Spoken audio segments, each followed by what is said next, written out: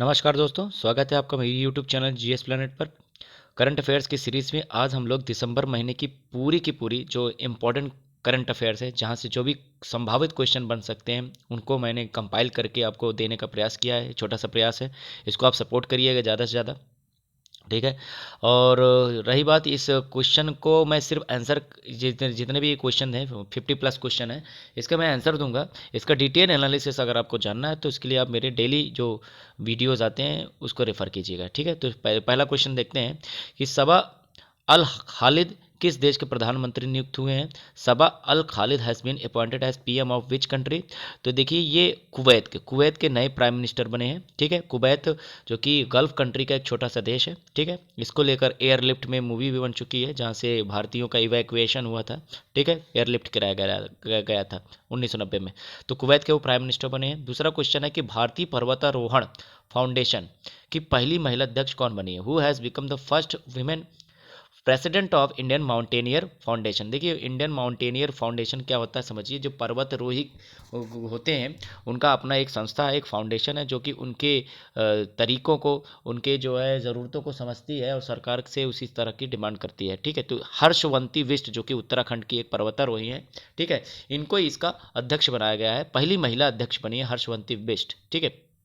Third question आज का, interpole ने हाल ही में अल रईसी को अपना अध्यक्ष चुना है। इंटरपोल समझते हैं, इंटरपोल इंटरनेशनल क्रिमिनल पुलिस होता है। जैसे देश में पुलिस होता है, राज्य में पुलिस होता है, ऐसे दुनिया में जो इंटरनेशनल लेवल के क्राइम्स होते हैं, जैसे कि ड्रग ट्रैफिकिंग, ठीक है, स्मगलिंग, टेररिज्म, तो इस तरह के जो भी इंटरनेशनल लेवल पे क्राइम्स होते हैं उनको इन्वेस्टिगेट करने के लिए एक अंतर्राष्ट्रीय पुलिस एजेंसी है जिसका नाम है इंटरपोल। तो इसका अध्यक्ष अल रईसी जी को बनाया गया है, ठीक है। Al Raisi is appointed as the chairman of Interpol. He belongs to which country. तो किस कंट्री से ये बिलोंग करती है, इसका आंसर होगा बी, यूनाइटेड अरब एमिरेट्स। क्या होगा, यूनाइटेड अरब एमिरेट्स यानी संयुक्त अरब अमीरात। चौथा क्वेश्चन आज का है कि Central Board of Direct Tax and, एक minute, Central Board of Direct Tax and Custom का अध्यक्ष किसे बनाया गया, सीबीडीटी, ठीक है। Who has been appointed the chairman of Central Board of Indirect Taxes and Custom, जो कि आजकल जीएसटी के नाम से जाना जाता है, ठीक है। तो जीएसटी बोर्ड भी पूछ सकता है, तो भी आंसर आपका यही होगा। सही आंसर क्या है इसका, विवेक जौहरी थर्ड, ठीक है। पांचवा क्वेश्चन आज का कि 52वें अंतर्राष्ट्रीय फिल्म महोत्सव का आयोजन कहाँ हुआ था। 52nd international film festival is organised in which place. देखिए, जब भी ये पूछा जाए ज़्यादातर इसका आंसर क्या होता है, गोवा। तो इसका सही आंसर होगा गोवा। अगला है आपदा प्रबंधन पर 5वीं वर्ल्ड कांग्रेस का आयोजन किस स्थान पर कराया गया। देखिए, कांग्रेस का मतलब ये नहीं समझ लीजिए कांग्रेस पार्टी, कांग्रेस का अर्थ होता है जी है सभा। कांग्रेस का अर्थ क्या होता है, सभा। तो वर्ल्ड कांग्रेस मतलब पूरे विश्व की सभा है और पांचवा है, ठीक है। इसका संस्करण कहाँ पे ऑर्गेनाइज किया गया, fifth world congress on disaster management is organised in IIT Delhi. तो आंसर हो जाएगा दो, आईआईटी दिल्ली। अगला क्वेश्चन है, मैत्री दिवस किस देश के साथ संबंधों को मनाने के लिए आयोजित किया जाता है। Maitri Diwas is celebrated by India to commemorate the friendship with which nation. ठीक है, ये बांग्लादेश के साथ जो हमारा 50 साल का हमारे संबंध हुए हैं और 50 साल इसको आज़ादी को हो गई है। बांग्लादेश को 16 दिसंबर 1971 को ये आज़ाद हुआ था, ठीक है। और भारत ने उस आज़ादी में बांग्लादेश के बहुत प्रमुख भूमिका निभाई थी, क्योंकि वो ईस्ट पाकिस्तान के रूप में था। भारत ने जो है सैन्य अभियान के द्वारा, मिलिट्री ऑपरेशन के द्वारा इसे आज़ाद कराया था। और 6 दिसंबर को ये मनाया जाता है मैत्री दिवस, भारत और बांग्लादेश के बीच, ठीक है, उसी दोस्ती को और ज़्यादा सेलिब्रेट करने के लिए। आठवां क्वेश्चन है, सरकारी आंकड़ों के अनुसार भारत में 2024 तक कुल कितने परमाणु संयंत्र स्थापित हो जाएंगे। How many nuclear plant shall be set up बाय 2024 एज पर गवर्नमेंट डेटा। देखिए, इसकी संख्या हो जाएगी 9, इसका आंसर होगा डी।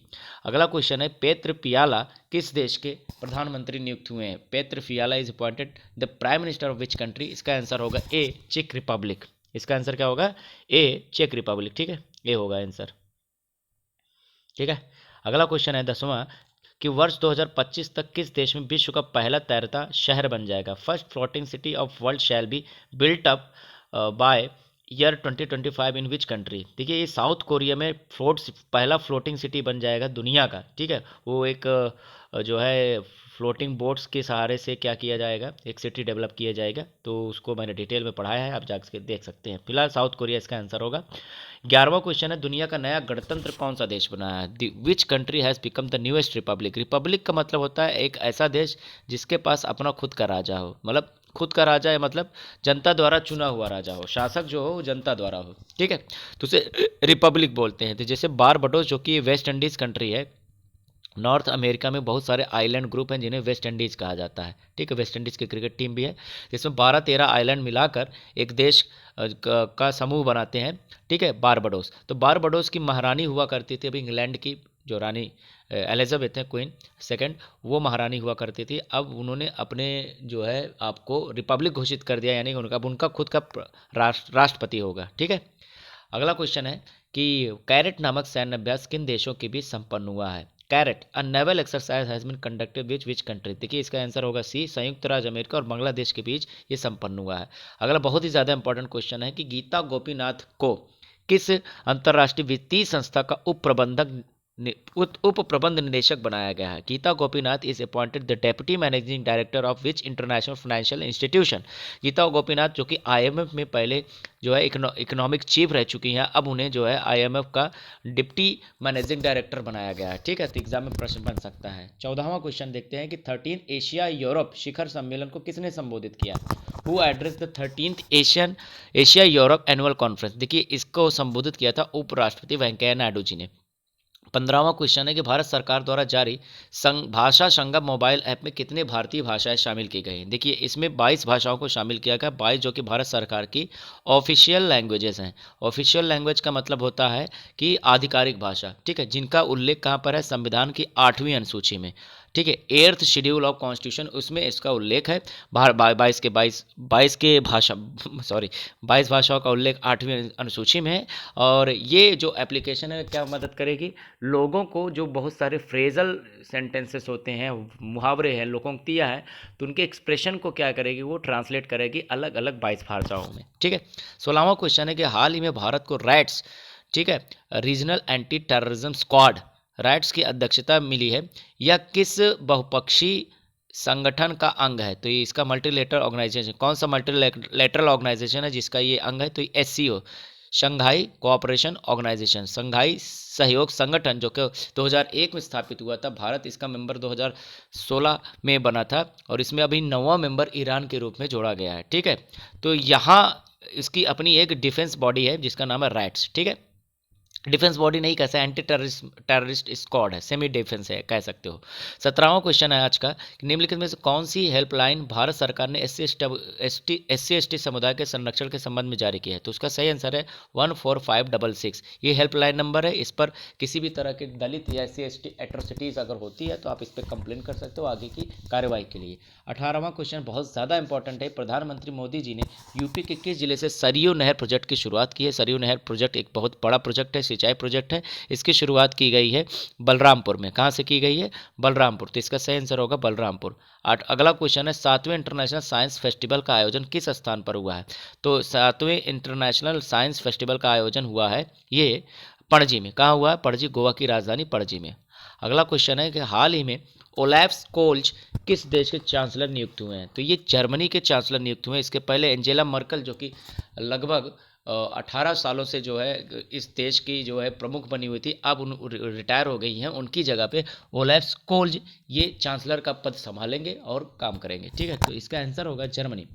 अगला क्वेश्चन है 21वां क्वेश्चन, दुनिया का पहला देश कौन सा है जिसने 4.5 यानी 4.5 दिनों का वर्किंग डे करने का फैसला लिया। बताओ, ये लोग 4.5 काम करेंगे, हम लोग यहाँ 7-7 दिन काम करके थक जा रहे हैं, तब वो काम पूरा नहीं हो रहा है। अब ये लोग 4.5 दिन काम करेंगे। अमीर आदमी कर सकते हैं भाई। सऊदी अरब, इसका सही आंसर क्या होगा, यूएई। क्या होगा, यूएई होगा। क्लियर है, सऊदी अरब नहीं होगा, यूएई होगा, यूनाइटेड अरब एमिरेट।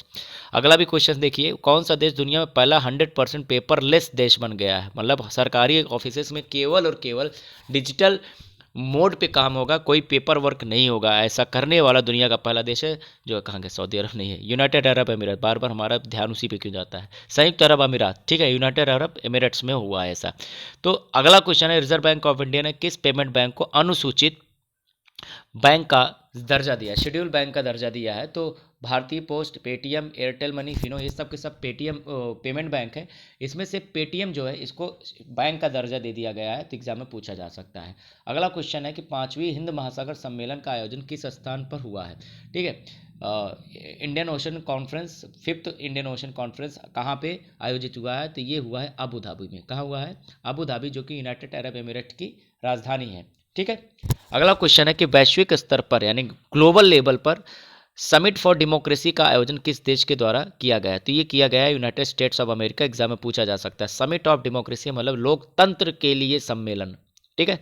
और इसके अध्यक्ष भी पूछे जा सकते हैं, तो जो बिडेन की अध्यक्षता में ये आयोजित किया गया। अगला बहुत ज़्यादा इंपॉर्टेंट क्वेश्चन है कि न्यूजीलैंड के किस गेंदबाज ने हाल ही में टेस्ट क्रिकेट में एक ही इनिंग में 10 विकेट लेने का कीर्तिमान स्थापित किया है, एक वर्ल्ड रिकॉर्ड बनाया है। ऐसा करने वाले दुनिया के तीसरे क्रिकेटर हुए हैं। इससे पहले जिम लेकर और अनिल कुंबले जी ने एक ही मैच में एक ही इनिंग में 10 विकेट लिया था। तो ऐसा करने वाले एजाज पटेल दुनिया के तीसरे जो है क्रिकेटर बन गए। और ऐसा इन्होंने कहा किया था, मुंबई क्रिकेट जो स्टेडियम है उसको बोलते हैं Wankhede, yes, Wankhede cricket stadium में ऐसा कारनामा उन्होंने किया। अगला क्वेश्चन है जूनियर हॉकी वर्ल्ड कप 2021 का विजेता कौन सा देश है? तो इसका सही आंसर होगा अर्जेंटीना। अर्जेंटीना जर्मनी को बीट करके हराकर इस टाइटल को जीता है। ध्यान दीजिए, जूनियर हॉकी वर्ल्ड कप है।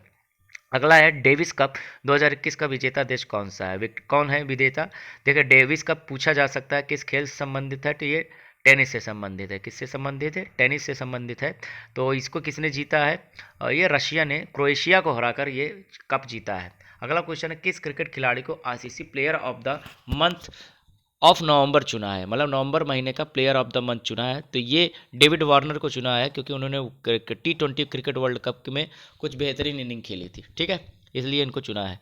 अगला क्वेश्चन है कि किस पूर्व भारतीय एथलीट को वर्ल्ड एथलेटिक्स के द्वारा विमेन ऑफ द ईयर चुना है? विमेन ऑफ द ईयर पूरे मतलब पूर्व एथलीट हैं, इनको चुना गया है।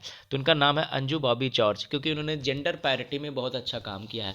लैंगिक समानता को बढ़ाने के लिए खेल में, स्पेशली एथलीट्स में लैंगिक समानता को बढ़ाने के लिए काम किया, इसलिए इनको इस काम को सलाम करते हुए अवार्ड दिया गया है विमेन ऑफ द ईयर। ठीक है, अंजू बॉबी जॉर्ज। अगला क्वेश्चन है हाल ही में किस वर्ष 2021 के लिए ज्ञानपीठ पुरस्कार मिला? ध्यान दीजिए, भारत में साहित्य का सबसे बड़ा पुरस्कार होता है ज्ञानपीठ, और इसको किसे मिला है? देखिए, दो लोगों को मिला है। नीलमणि फुकन जी को मिला है 2020 के लिए, और दामोदर मौजो जी को मिला है 2021 के लिए। तो इसका आंसर क्या हो जाएगा? दामोदर मौजो। ठीक है। 32वां क्वेश्चन है कि निम्नलिखित में से किसे गणित में योगदान के लिए रामानुजन पुरस्कार दिया गया? भारत में रामानुजन पुरस्कार मैथ में दिया जाता है, मैथ में अच्छा काम करने के लिए। तो नीना गुप्ता जी को रामानुजन पुरस्कार दिया गया है। अगला क्वेश्चन है हाल ही में हरनाज संधू ने मिस यूनिवर्स 2021 का खिताब जीता। इसके पहले कितनी और भारतीयों ने यह खिताब जीता है? ध्यान दीजिए, मिस यूनिवर्स का खिताब जीता, सीधा प्रश्न आ सकता है। उनका नाम हरनाज संधू, याद रखिएगा, पंजाब राज्य से बिलोंग करती हैं। और इससे पहले जो है सुष्मिता सेन, क्या सुष्मिता सेन और लारा दत्ता ने ये अवार्ड जीत चुकी हैं। ठीक है, सुष्मिता सेन ने 1994 में ये अवार्ड जीता था, और लारा दत्ता सन 2000 में। ठीक है, तो एग्जाम में पूछा जा सकता है। अगला क्वेश्चन है कि हाल ही में किस बैंक को इलेक्ट्रॉनिक और सूचना प्रौद्योगिकी मंत्रालय यानी ministry of electronics and information technology के द्वारा डीजी धन पुरस्कार दिया गया है डिजिटल पेमेंट को बढ़ावा देने के लिए? सही आंसर होगा सी, कर्नाटक बैंक। 35वां क्वेश्चन है निम्नलिखित में से कौन time person of the year घोषित हुआ है? तो time person of the year घोषित हुए हैं कौन? एलन मस्क, जो कि टेस्ला, जो कि इलेक्ट्रिक व्हीकल बनाती है यानी इलेक्ट्रिक वाहन बनाती है उसके, और साथ ही साथ स्पेस एक जो दुनिया की पहली जो है प्राइवेट स्पेस कंपनी, इसके मालिक हैं। एलन मस्क को ये अवार्ड दिया गया है। अगला क्वेश्चन है हाल ही में किस देश ने प्रधानमंत्री मोदी जी को अपनी यहाँ का सर्वोच्च नागरिकता पुरस्कार दिया, हाईएस्ट सिविलियन अवार्ड? एक मिनट, हाँ, और थोड़ा सा हो गया, रीस्टैब्लिश होगा। तो इसका सही आंसर क्या होगा? फिर से क्वेश्चन देख लेते हैं। हाल ही में किस देश ने प्रधानमंत्री मोदी जी को सर्वोच्च नागरिकता पुरस्कार दिया, हाईएस्ट सिविलियन अवार्ड दिया? तो ये भूटान ने दिया है। भूटान ने अपने देश का सर्वोच्च नागरिकता पुरस्कार, जैसे भारत का नागरिकता पुरस्कार क्या होता है, भारत रत्न, वैसे ही वहाँ पे भूटान का अपना जो है अवार्ड होता है उसको दिया है। अगला क्वेश्चन है कि निम्नलिखित में से किसे वर्ष 2021 का times athlete of the year घोषित किया गया? ध्यान दीजिए, यहाँ पर एथलीट ऑफ द ईयर की बात हो रही है, तो इसके सही आंसर होगा ए, सिमोना बाइल्स, जो कि क्या है, एक एथलीट है यूनाइटेड स्टेट्स ऑफ अमेरिका की, तो उनको ये अवार्ड दिया गया है। 38वां क्वेश्चन आज का है कि प्रधानमंत्री मोदी जी ने हाल ही में किस स्थान पर गंगा एक्सप्रेसवे की आधारशिला रखी? Prime minister Modi has laid the foundation of Ganga expressway at which place? तो गंगा एक्सप्रेस इसकी जो है लंबाई भी पूछा जा सकता है, 564 किलोमीटर है शायद, देख लीजिएगा। 564 किलोमीटर का ये मेरठ से इलाहाबाद को कनेक्ट करेगा, मेरठ शहर और इलाहाबाद को कनेक्ट यानी प्रयागराज को कनेक्ट करेगा। इसका जो बुनियाद रखी गई है वो शाहजहांपुर में रखी गई प्राइम मिनिस्टर मोदी जी के द्वारा। तो सही आंसर होगा डी। 39वां क्वेश्चन, निम्नलिखित में से कौन ऑस्ट्रिया के नए चांसलर नियुक्त हुए हैं? Who among the following has been appointed the new chancellor of Austria? इसका आंसर होगा ए, कार्ल नेहमर। इसके पहले अलेक्जेंडर शेलेनबर्ग थे, अब कार्ल नेहमर है इसका आंसर। 40वां क्वेश्चन आज का कि किस भारतीय खिलाड़ी ने BWF यानी badminton world federation world championship में रजत पदक जीता, सिल्वर मेडल जीता? तो सिंगापुर के खिलाड़ी से हार गए थे हमारे किदाम्बी श्रीकांत जी, और किदाम्बी श्रीकांत ने सिल्वर मेडल जीता इस चैंपियनशिप पे। अगला क्वेश्चन है कि हाल ही में किस राष्ट्रीय उपक्रम यानी नेशनल इंटरप्राइज यानी सरकारी कंपनी को गोल्डन पीकॉक पर्यावरण प्रबंधन पुरस्कार मिला? Which national enterprise has one prestigious golden peacock environment management award? देखिए क्या होता है, ये इन्वायरमेंट मैनेजमेंट के लिए अवार्ड दिया जाता है कि आपका जो योगदान है पर्यावरण के में वो बेहतर रहा है, इसलिए उसे रिकॉग्नाइज करने के लिए ये अवार्ड दिया जाता है।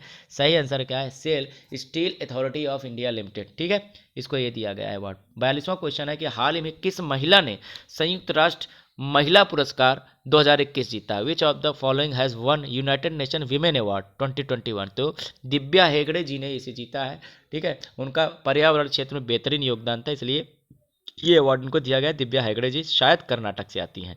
43वां क्वेश्चन है कि किस यूनिवर्सिटी ने हाल ही में टाइम्स हायर एजुकेशन एशियाई अवार्ड्स 2021 जीता?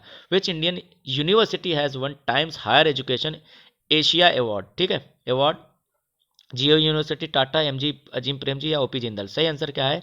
OP जिंदल यूनिवर्सिटी, इसको ये अवार्ड दिया गया है, ठीक है, हाँ, एजुकेशन में इनोवेशन लाने के लिए। 44वां क्वेश्चन है कि DRDO यानी डिफेंस रिसर्च डेवलपमेंट ऑर्गेनाइजेशन, जिसकी स्थापना 1958 में हुई थी, हेडक्वार्टर नई दिल्ली में है, इसके द्वारा प्रक्षेपित किए गए मिसाइल प्रलय किस प्रकार का मिसाइल है? Pralay missile test fired by DRDO recently is a missile of which category which type? तो ये surface to surface short range missile है, ठीक है, ये इसकी मारक क्षमता लगभग 350 से 500 किलोमीटर की है, यानी पाकिस्तान को औकात में लाने के लिए ये मिसाइल दागी जाएगी अगर जरूरत पड़ी तो। प्रलय नाम है, प्रलय मचा देगी पाकिस्तान में जाकर, खुश हो जाओ पाकिस्तान के नाम पर। अगला क्वेश्चन है कि भारत ने वर्ष 2020-21 में कितनी राशि का FDI प्राप्त किया? FDI मतलब फॉरेन डायरेक्ट इन्वेस्टमेंट, ठीक है, विदेशों से आने वाला प्रत्यक्ष निवेश।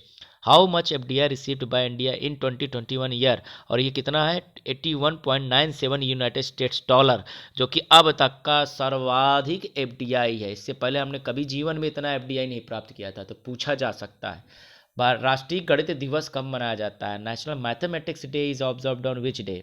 ठीक है, अब ये ना कर देना कि 29 अगस्त को मनाया जाता है, उस दिन पुनीत सर का बर्थडे होता है, तो मैथ पढ़ाते हैं आपका, तो गणित दिवस हो जाएगा। सही आंसर हो जाएगा 22 दिसंबर। 22 दिसंबर को रामानुजन, जिनके नाम पर अवार्ड भी दिया जाता है, उनका जन्मदिवस होता है, भारत के महान गणितज्ञ रहे हैं, तो उनकी जो है जन्म दिवस को कॉमेमोरेट करने के लिए, उनको जो है श्रद्धांजलि देने के लिए एक तरह से ये अवार्ड मना जो है, ये दिन जो है उनको जो है समर्पित है 22 दिसंबर। सही आंसर क्या है? अगला क्वेश्चन है कि राष्ट्रीय किसान दिवस कब मनाया जाता है? National farmer day is observed on which day? तो ये 23 दिसंबर को मनाया जाता है, क्योंकि इस दिन चौधरी चरण सिंह जी, जो कि भारत के 5वें प्राइम मिनिस्टर रहे, भारत के 5वें प्राइम मिनिस्टर नियुक्त हुए थे, वो एक किसान नेता थे, तो उनके जन्म दिवस को किसान दिवस के रूप में मनाया जाता है भारत पे। अगला क्वेश्चन, हॉकी का एशियन चैंपियंस ट्रॉफी किस देश ने जीता? Which team has recently one Asian champions trophy of hockey? Bharat semifinal हार गया था। सही आंसर क्या है? दक्षिण कोरिया, इसने जापान को हराकर ये टाइटल जीता, ठीक है, प्रश्न बन सकता है। अगला बहुत ज़्यादा इंपॉर्टेंट है MP के लिए कि विश्व संगीत तानसेन उत्सव का आयोजन किस स्थान पर हुआ है? World Sangeet Tansen festival is organised in which place? तो ये कहाँ पर हुआ है? ग्वालियर में, और ये शायद 97वां जो है संस्करण था, ठीक है। अगला क्वेश्चन है कि हाल ही में जारी गुड गवर्नेंस यानी सुशासन सूचकांक 2021 में किस राज्य ने टॉप किया? Which stage has topped in good governance index 2021 recently release by government? तो ये इसके टॉप करने का जो राज्य है वो गुजरात है, गुजरात ने टॉप किया है। अगला है गुड गवर्नेंस डे कब मनाया जाता है? सुशासन दिवस कब मनाया जाता है? तो ये 25 दिसंबर को मनाया जाता है, और इस दिन क्या हुआ था, हमारे जो प्राइम मिनिस्टर थे PM अटल जी, उनका जन्मदिन होता है, तो उनके जन्म दिवस को मनाने के लिए सुशासन दिवस मनाया माना जाता है। अगला 52वां क्वेश्चन, हाल ही में किस टीम ने विजय हजारे ट्रॉफी जीता? Which team has one Vijay Hazare trophy? तो विजय हजारे ट्रॉफी क्रिकेट से संबंधित है, ये भी पूछा जा सकता है किस खेल से संबंधित है, तो क्रिकेट से संबंधित है। इसे पहली बार हिमाचल प्रदेश ने जीता तमिलनाडु को हराकर। अगला क्वेश्चन 93वां क्वेश्चन, आज का लास्ट क्वेश्चन है कि किस स्थान पर ब्रह्मोस मिसाइल विनिर्माण इकाई स्थापित की गई? BrahMos manufacturing unit has been set up recently in which place? तो ये लखनऊ में सेटअप किया गया। अब यहाँ पर ब्रह्मोस मिसाइल बनाया जाएगा, ठीक है, जो कि एक देशी मिसाइल होगा, ठीक है। सुपरसोनिक मिसाइल है, क्रूज मिसाइल है, दागो और भूल जाओ, अपना निशाना खुदे ढूंढ के मारता है। तो आज हमने पूरे दिसंबर महीने की इंपॉर्टेंट 53 क्वेश्चन को देखा हमने, जो हमें समझ में आया कि ये क्वेश्चन बन सकते हैं एग्जाम में आने वाले। तो इसको तैयार कर लीजिएगा, रट डालिएगा, एकदम चाट लीजिएगा इसको पूरी तरह से दिमाग में, ठीक है। तो आज के लिए इतना ही, बाकी और करंट के वीडियोज़ के लिए हमारे जो है चैनल्स के साथ आप बने रहिए, सब्सक्राइब कीजिए, शेयर कीजिए, सपोर्ट कीजिए। Thank you. PDF आपको इसका लिंक में दे दूंगा डिस्क्रिप्शन में, वहाँ से डाउनलोड कर लीजिएगा। थैंक यू ऑल, आज के लिए इतना ही।